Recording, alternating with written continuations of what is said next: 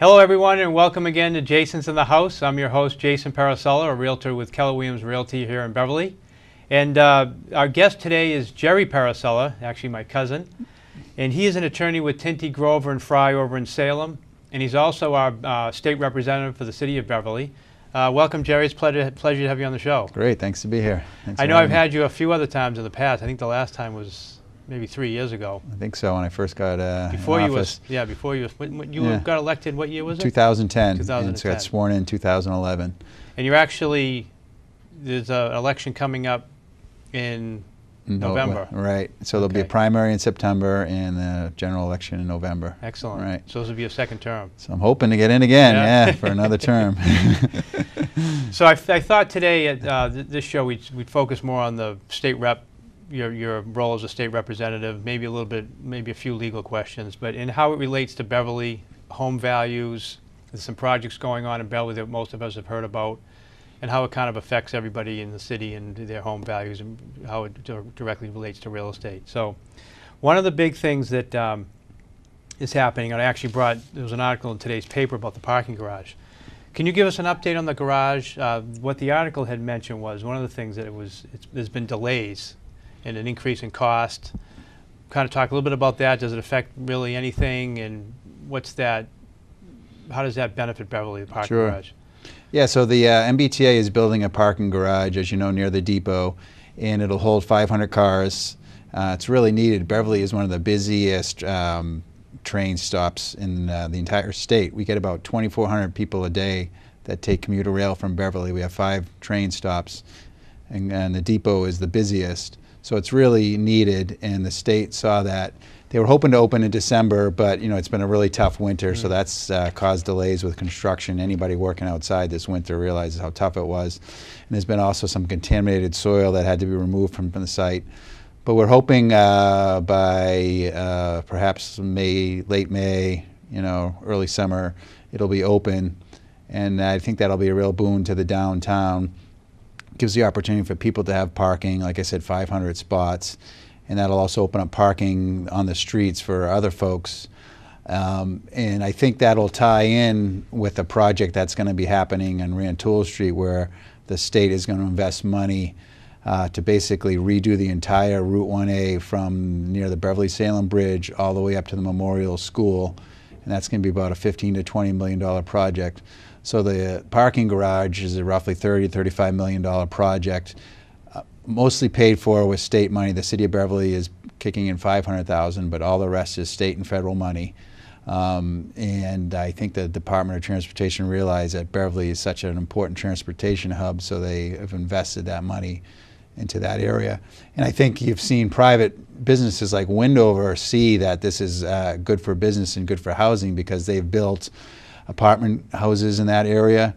They've purchased other properties in that area. So by providing rapid transit and the accessibility to parking for the train station, it creates economic development. So the MBTA really identified Beverly. I didn't realize it was one of the busiest in the state. So what's the ranking? Did you say what the? I would say, I think we're around number 2 in the state. We get about 2,400 people a day that take commuter rail. So are we rail. pulling a lot of people from other towns in? Yeah, people from Peabody and other places. Salem is very busy too. Yeah. But yeah, we get people from, Ipswich does have a stop, but we do get people from all over the North Shore, because at the Beverly Depot, you got the Rockport line and the Newburyport line, and they both diverge and they meet in Beverly. So you get a lot of people. They have that option. If they park in Beverly, all the trains come to Beverly Depot, and then half of them will split off to Rockport and half to Newburyport. So Beverly is a very busy stop. So they built it on, it used to be, I believe, like junk cars. Yeah. So that's where the source of the contamination or whatever was, from the history of that site. Right. But they old expected Court that. Street. Yeah, they knew there was some of it, but I think as you start digging and putting in pilings to make sure, because what's interesting about this parking garage is they built it in such a way that they could put housing on top of it. Oh, I see. So, and in the future they could put that out to bid, and so it's strong enough to support, a structure on top of the parking garage. So they may put out to bid in the future for a developer to put apartments or housing on top of there. So that could create some more housing in Beverly. So who owns the garage? Is it the So MBTA? the state. Yeah, Do they yeah. lease the land from Beverly? Well, is there any like long-term the- benefit from, getting any rental or lease income or anything like that from MBTA, or is Well, the MBTA purchased the property, so they own it. But Beverly obviously gets the benefit of having that parking, right. And it does open up parking around the train station for other folks and businesses. And I think there's going to be a real big push to create more business development, housing development on Rantoul Street. And people like to be able to just, who work in Boston, walk down to the train station, or even need to drive your car. Right. So they kind of call it intermodal housing, intermodal transportation, where you can just get in get out of your apartment, like some of those apartments that Windover has built. Just walk right down to the train station, and don't have to get in your car and drive into Boston. Yeah, which is good for the environment too, which all kind of ties together. I didn't Actually, realize. if you don't mind, just talking about the environment. So part of like the Big Dig project was creating more parking. And so this is sort of part of that environmental remediation, to put in money for the Big Dig. So that's part of the reason why the state also kicked in a lot of money, because of the Big Dig project and creating more parking to get people onto commuter rail. Yeah. So I didn't realize too that so you can actually put, and there's probably, when do you think, what's the time frame for possibly apartments on top of the garage? And how many stories? I wonder if wonder how many. The zoning in that area is for 70 feet. I see. So they could go up to 70 feet because it was changed a few years ago to allow these larger apartment complexes in the Rantoul Street area. Actually, when they first were looking to build the parking garage, they did put out to bid, and at that time there wasn't really much interest. But I think that was really during the recession when nobody was building. Right. And as you can tell now, there's sort of a demand for housing now. People are back in the market and looking to buy. So I think if they go out to bid again, I think there'll be a better response than there was, in 2008, 2009, during really the height of the recession. Good. So there's a lot of great things going on. So we talked a little bit more about Rantoul Street. Also, too, because it kind of ties into the Rantoul and all the improvements that are happening. There's the building where Casa de Luca was, and there's the building where the press box. So those are privately owned? Yeah, Windover pretty much purchased that whole block. I know And they also purchased a building a little bit closer to the train station, which was the self-storage building. That's right, too. And what's in there now, there are 32 units for homeless veterans. Because the veterans were in the press box building, right? Right. At one point? Okay. And they've actually moved, that's North Shore Veterans Counseling Services. They bought a building on Broadway, so they still have some housing there.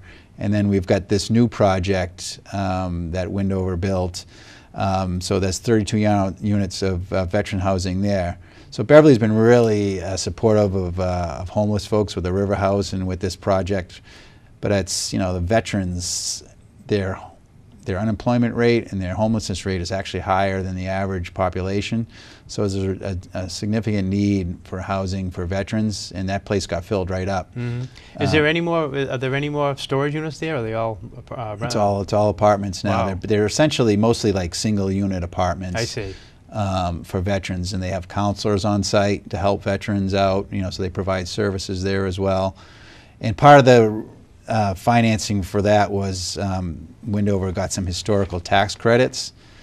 So kind of with your question about the press box building, that's an old hotel from like the 1850s, I think. Yeah. And so there was some controversy about what, I think Windover wanted to tear that down, and I think part of them getting the tax credits was that they have to keep that building now. So they have to figure out what they're going to do between with that building and the Casa de Luca building. Yeah, and the Casa de Luca building. So they just built, I don't remember the name of the complex, but where the Infinity dealership was, that's a new apartment complex they built. Then they just built one with a car rental place. Right. So a lot going on. So the next phase, or I don't know if it's the next phase, but you touched on it briefly, is that they're going to improve right to the bridge. And I didn't realize it's going all the way up to Memorial, the Memorial building. Yeah. So that Route 1A project, it's like called a TIP. It's like Transportation Improvement Project. So the state put that on the list, and so it's eligible for funding this year. So hopefully they're already doing some preliminary work now, like the utilities. I saw, yeah, you can see all the streets being ripped up and all that. Yeah, I mean, the city has a website now, bev1a.com, so that people can go on, because we want to try to keep people updated about what's happening there. So it's going to be a great project where essentially from curb to curb, you know, sidewalks, new trees, just redoing the entire Rantoul Street, but going further than that, you know, taking that corner where the Burger King is on Gloucester Crossing and going up towards. So will that Gloucester Crossing kind of be reconfigured a little bit? They're actually going to try to do a little bit of reconfiguration there. They have to work with the MBTA on that, and you know, because of the commuter rail lines there, there's somewhat limited to what they can do, but they are going to try to make that corner a little bit better. I see. Than it is now. It's kind of a sharp corner there. Right. So I think that's really, a lot of people think that Rantoul Street is sort of the forgotten main thoroughfare in Beverly. Everyone's talking about Cabot Street. And I think by improving that, you are getting the developers who are willing to sink some money into Beverly, you know, make those improvements in those projects that you just talked about. So those folks can just go right from their apartment, you know, walk down to the train station and work in Boston. Are there any plans to go to Cabot Street at some point? I mean, I know Beverly Main Street, there's a lot of organizations, a lot of people behind doing great things on Cabot Street. Is there anything specifically coming from the state or any talk that you're hearing about to do anything on Cabot, or is that just... yeah, I mean, not at this point that I'm aware of as far as the state. I mean, you know, they're going to give us, like I said, around $15 million or so for the Rantoul Street project. So we'll probably have to get in line again, you know. Right. I mean, you think about some of the investments the state has made. There's the parking garage. There's the Route 1A project. We got about $3 million from the state to help with the waterfront, the docks for the commercial fishermen, and for the recreational boaters. Yeah. So the state's been investing a lot of money in Beverly. I think we've been pretty fortunate. You know. So how does that all work statewide? You know, you're the state rep. You're representing the interests of the citizens of Beverly. How do we get all this money? How does it work? Because I'm sure there's plenty of other towns that are looking for more or the same amount of money, and there's all kinds of projects going on around the state. It's very competitive, you know, so you really try to advocate for why this makes sense, not only for Beverly, but really, I think what the state is trying to do is looking at the regional economic effects of these projects and how they would help. So obviously with the train, you know, and like I said, how so many people take the train from Beverly. The Route 1A project, that's been in the works for about 15 years, you know, so I'm glad that's happening now. In the waterfront development, you know, there's commercial fishermen that still use that. People may not think about the fishing industry, but Beverly does have commercial fishermen that work out of there. So there's So you're talking about the Glover Wharf? Yeah, the Glover Wharf area. Marina, yeah. That's owned by the old city. McDonald's, yeah. Which has been which is another topic, right? Topic. Yeah, but yeah, so the city has its own docks that they lease out to commercial fishermen and to recreational boaters, and those have all been redone. Oh wow, okay. Yeah, with grant money from the state. So what's happening with that? I mean, the last I heard, because you know, that's another hot topic in Beverly, is that waterfront, specifically the McDonald's property and the marina and things. So the restaurant was supposed to go in. It got overturned. Was that at the state level? They went all the way up to whatever. All the way up to the top of the state Supreme Court. State Supreme Court. So they went as high as they could go, and they actually overturned. And what was it based on again? I can't remember. Like basically what happened was, so the city of Beverly had put out to bid, and Joe Leone, the owner of the Black Cow, had received a bid from the city of Beverly, and it got appealed by the neighbors. And the city of Beverly had won like 3 different appeals, but then when it got to the appeals court, they said, essentially they said the city of Beverly should have looked at the Kinseys' proposal as well, because the neighbors, the Kinseys, had also submitted a proposal. And the appeals court, so the appeals court overturned the lease to Leone and the Black Cow, and then the state Supreme Court essentially upheld that. So I think it's sort of back to square one. And one of the things that the court looked at was the city of Beverly is one of these designated port areas, and what that means is it's sort of like a waterfront area. That's what it was, yeah, the designated port. Yeah, the designated port area. So what that means is the first priority is supposed to be for commercial use of the waterfront. And so what they were saying, I essentially, I think what they were saying was like a restaurant isn't so much like a commercial use of the waterfront, meaning like fishing, Right. or docks and stuff like that. So there's some discussion about maybe changing that designation. So that may be something that we at the state legislature may have to do. We don't want to do anything to hurt the people that are there now, the commercial fishermen, but allowing restaurants and things like that in that area. So they actually have to get that designation changed. It may have to change. We're looking at it now. Mayor Cahill is looking at it, and he's talking to state officials. And so if we can do it without having to pass a law, then that would be quicker, I think. But Right. if we do have to go through passing a law in the legislature, then I could file that and try to work that through the legislature. Do you know what the other proposal was? Because we don't hear too much about. I mean, the only one that I hear about is the restaurant. Right. What are some other things? Are there other things that have been? I mean, I think he's got his own sort of like boat storage and stuff like that. So I think he wanted to do some sort of similar type of. I'm not 100% sure, but some similar type of water-dependent use is what they call it. So. I don't know how that's all going to play out now that it's back to square one, if the city's going to have to put out another bid proposal. So I think changing that designation may be what's the first step, Right. To allow that to happen. Yeah. Interesting. Well, the next topic I wanted to talk about was the middle school. Schools is a huge determiner of house values and home values, and people look at, and they ask me all the time as a realtor, and they're asking about the schools. Great things have happened at the high school, so the next thing they've discussed is the middle school, and they've done a lot of great things with the elementary schools. So what I've heard is they're looking at the Memorial Building, so that would become the middle school, and then the Briscoe Building. I'm not sure what they had planned long-term for that. And then the other thing is, too, they were going to switch. Did they just approve the grading was going to change? So the middle school will be 5 through 8? Right. Okay. Yeah. So how does the state, what's your role in all that?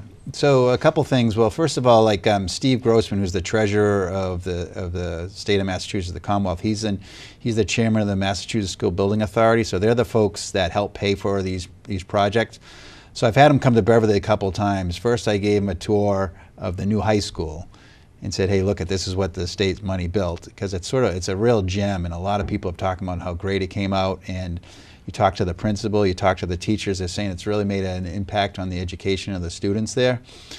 And then we brought them to Briscoe, so you got a new modern high school. Every kid's got a laptop, and then you bring him to Briscoe, a school that our parents went to high school at, built in the 1920s. I mean, it was so outdated when I went there in the 70s. Right. And so he could sort of see, okay, this is what Beverly can do, and this is what Beverly is living with now. So at this point, as we're taping the show, they're doing like they call a feasibility study, which is basically the city hires an expert to look at Briscoe, look at the Memorial, and then make a recommendation on what's the best place to put the school. I think likely it will end up going to Memorial. But they do have to, under the law, just look at Briscoe and say, hey, could we renovate Briscoe? Right. Could we renovate Memorial, or is it better to just build a new school? So then this expert will present this to the city of Beverly and also to the state school building authority. And as you mentioned, what the school committee did was they decided it'd be best to do a 5 through 8 middle school. So that'll also free up some space in our elementary schools. So the school building authority is okay with that. So it's basically, hey, this is what we think we should build. Send it to the school building authority. If they approve it, then we get a contractor and build the school. And the state's role is the state will help pay for this, and depending on the model and some of the energy efficiency things, like the high school the city of Beverly got about 58% of it paid for by the state. So, and the reason was because it was just used a lot of the latest technology. There's a lot of energy efficiencies in the building. So if you do something similar like that with the middle school, then Beverly may get about 50 to 58% of it paid for through the state. Wow. So, I mean, that would be huge. Good chunk, yeah. So, my role is kind of helping the city work itself through the process of this state agency. I've had folks come down, look at Briscoe, look at the high school, and so they can see firsthand, maximize obviously the amount of funding we get from the state and exactly. make it the best way we can make it. Well, I mean, is that within the next 5 years? I mean, Or you think Initially, it's- the hope was that it'd be open by September 2017. Maybe it'll be 2018. I mean, that's hopefully will be the latest. so within 5 years, yeah. I mean, it's in sight. You know, it'd Yeah. be great to get it open sooner rather than later. I mean, the teachers and the principal do a great job at Briscoe, but it's Just amazing it's a that tough building. Right. Yeah. And it's interesting too, because the Memorial School, that building is not as old as. I'm wondering why they closed Memorial. Briscoe is just a bigger school, It's so they bigger, can hold okay, they can yeah. hold the students. It was the funding issue of whether they really, especially during our recession, it was sort of like we can only afford one middle school, Right. and Briscoe was the one that could hold it. When you and I were in high school, we had so many more kids in school. We had 2 middle schools that were full. It's true, and yeah. now, you know, it's really the Briscoe can hold. I mean, they're sort of bursting at the seams, but But that was the bigger building. that was the bigger building. I yeah. see. Interesting. They're probably, I'm imagining too, Briscoe would at some point maybe, like a lot of them, the elementary schools, be sold privately and become condos or more housing or something like that. Yeah, I they would can declare. imagine. Yeah, the city council would declare it surplus, and then they could sell it. Yeah. And it's a pretty. I mean, there's a lot mean, of it's a character great to the building, building, you yeah. know. So I mean, some developer may put that, like the Upton School is now senior housing, Which is true, and yeah. other condominiums other schools have turned into condominiums. So yeah, I mean, most could of if I'm thinking of all, like Edwards, Washington Beetle ended up being a Walgreens, but a lot of the schools have become some type of housing. yeah, like the Edwards Condos School is yeah. housing. You know, so that's in the McKay School is, you know, recently was put out to bid, and there's 3 That's proposals. right too. What's that are- happening? Because that's been out to bid a few times. Yeah, I think something's going to happen this time. Are you involved with that from the state level? Not really. I mean, it's more of a city matter because they put They it out own to that- bid. they own yeah, that- they own that building, and so there were like 3 proposals. I think one was for like single-family homes, and a couple other like condo developments. So the mayor and his staff have to look at those, and then the city council will ultimately have to make a decision on what they think is the best Right. proposal. Okay. Yeah. Yeah, like we talked about too, and kind of goes along a little bit of our discussion about, you know, how these things affect real estate values, and it's evident that developers are seeing Beverly as a up and coming, which it's always been a stable place to live, but more up and coming with all the improvements. You see now the bids going out again for housing, and developers putting in bids to start the housing and start building again, which is all good stuff.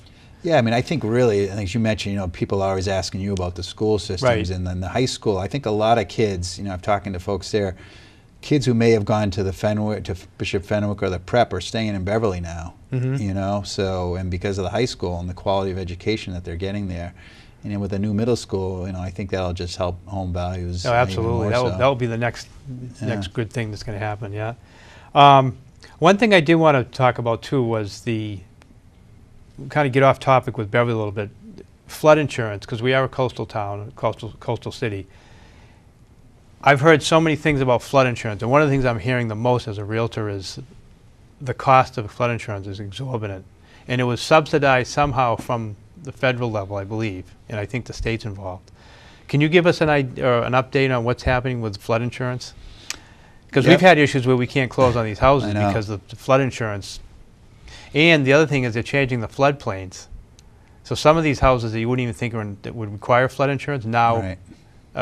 they're having to get flood insurance. Yeah, so they've redone all the maps, and so some properties, like you said, that weren't considered to be in a flood zone are now in a flood zone, even though you might look at the property and say, you know, Right. Noah's Ark would be floating by if we need a flood like that magnitude. But Right. So there's been some debate about whether or not the engineering that was used is flawed. So at the federal level, Congress recently froze the flood insurance rates because there was such an outrage from so many people in the community about it. And at the state level, what we've done is we've got legislation pending that would say that if a bank requires a homeowner to buy flood insurance, all they have to pay for is the value of the mortgage, not the value of the house. So let's say you got a $500,000 house and your mortgage is $300,000. You'd only have to buy flood insurance for the $300,000 for the mortgage. I see. Now, obviously, the homeowner has to take into account they're only going to get $300,000 of coverage. So if it's a real catastrophe, they're sort of taking that There's a risk. $200,000, but it does save yeah. them some money. Right. You know, So so that's working. Are the rates going to be able to? Are they just the way they are now? They've really gone up, and they're. Yeah, I mean, it's going to be frozen at least for a year or so.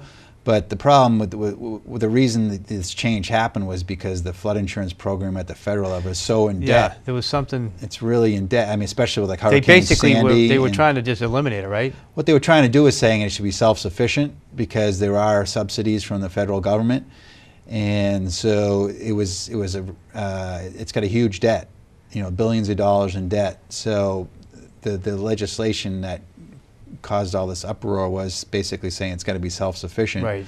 So if you were paying a certain rate and you were subsidized by the federal government, you were going to lose that. So now Congress is basically says, whoa, let's hold off for at least a year. So it's frozen. Okay, so yeah. Okay. We have a couple minutes left. One of the last things I want to talk about is just a little bit about the budgeting process. As we talked earlier about, the budget's due. What was the month again that it's actually due? We run a fiscal year, so July 1st starts the whole new fiscal year. So you're working on a budget right now to appropriate money to Beverly, which will be due in July. Talk a little bit about the process. You're obviously working for the citizens of Beverly, right. and so it's the House of Representatives under the Constitution is the first legislative body that takes a crack at it. So we just released our budget this week as we're taping the show. So we're going to go through that. It's about $36 billion. It funds everything, you know, from state police to colleges to any kind of state function. And so one of the things that I look for in Beverly is how are we doing on local aid. So under this new budget, we're going to get about $7.3 million for our schools and about $5.1 million for what they call unrestricted local aid. So the city can use it for whatever it wants, you know, for parks, playgrounds, police, firefighters. We also get about $1 million a year to fix our roads and bridges. That's called Chapter 90 money. And so, last year, so this is about another $350,000 to $400,000 more than last year. So that's sort of one of the things I'm always looking at is, how are we doing with the budget process? Right. So that's good news because we're getting more money for our schools, some more money for local aid. So yeah, and it's just like my email is jammed now because everybody who is interested in the budget is emailing saying, can you please support this, please support this. You must get, a lot of the mailbox is full. Message comes up all the time now, and you got to do the best you can. Under our state constitution, we have to have a balanced budget. So it's not like the federal government where they say, okay, we can just keep spending and spending. Right, it has to be. We can only, we're like, hopefully like the regular consumer, you should only be spending what you take in. Right, which is a good thing in the long run, yeah. And actually under what we've been doing the last few years is we've put a lot of money into what they call the rainy day fund. Massachusetts has the fourth largest rainy day fund. We get about $1.2 billion in this fund. Wow. So that if we ever, run into a recession again, we can tap into that. So the state's in a good State's in excellent shape. We got the highest bond rating we've ever had in our history, which is like our credit score. Because people think Massachusetts, we spend all this sort of money, but we actually try to be very careful. And the bond rating companies said that we're doing a good job balancing the budget and putting away money, rainy day fund.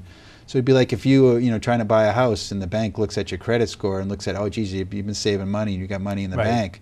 You're going to get a good credit score, and they're going to be willing to lend to you. Yeah. And it actually saves taxpayers money overall because our credit score is higher, so our interest rates are lower. So that all is good for all the cities and towns? It's good for the cities and towns. It's good for the taxpayers because, if we have to borrow money for big projects, it costs us less. Yeah.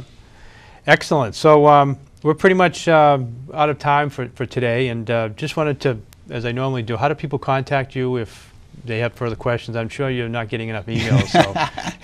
Yeah, I'd be happy to talk to anybody. They can call me at 617-722-2877 or email gerald.parisella@mahouse.gov. Excellent. And I do office hours as well. So. So when are you there? Basically, I do it every other week. I do it Thursday nights at City Hall and Friday mornings at the Senior Center. Excellent. So they can get you locally if they need to. Yeah, anytime. Awesome. Well, thank you very much, Jerry. It was a pleasure to have you on the show again. Thank you. It's great to be here.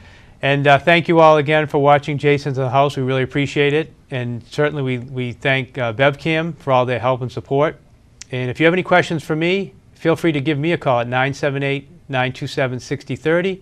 You can also visit our YouTube channel, which has all our shows, youtube.com/JA Parisella.